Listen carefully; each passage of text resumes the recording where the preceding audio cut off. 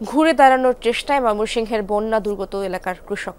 বানের জলে আমন ফসল পুরোটাই ডুবে যাওয়ায় ব্যাপক ক্ষয়ক্ষতির শিকার হয়েছেন চাষিরা। বোরো আবাদের মৌসুম শুরু হয়, সেই খরচ জোগাতে হিমশিম খাচ্ছেন অনেকেই। কেউ ধার দেনা করে, আবার কেউ জমি বন্ধক দিয়ে জোগাচ্ছেন চাষের খরচ।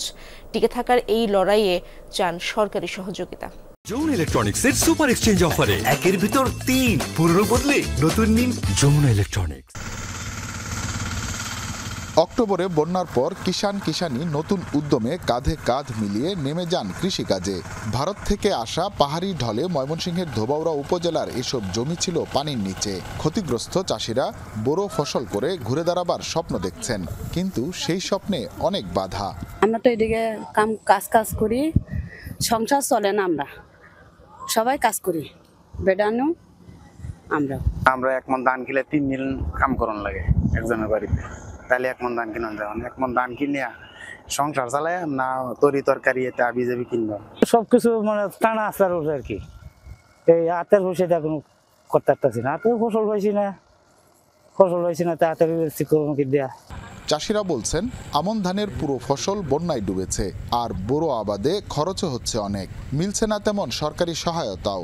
সারটার তো আমরা কিনে আনতে আছি। আগে 1200 টাকা বস্তা ছিল, 1400 টাকা বস্তা পিছিয়ে 200 টাকা বাইরে গেছে। আমনও মার খাইলাম, লেনা দানা করে গিরিসি করতেছে আর কি। কৃষক অরিজিনালি কৃষকে কিছু পায় না, তো যারা পায়, যারা খেত কামারে নাই চেয়ারম্যানের লোক স্যামসাং করে ঘুরে এরা পায়। আমরা তো কাজ করে বল হয় না, আমরা তাদের সাথে ঘোরার তো কোনো সুযোগ নাই।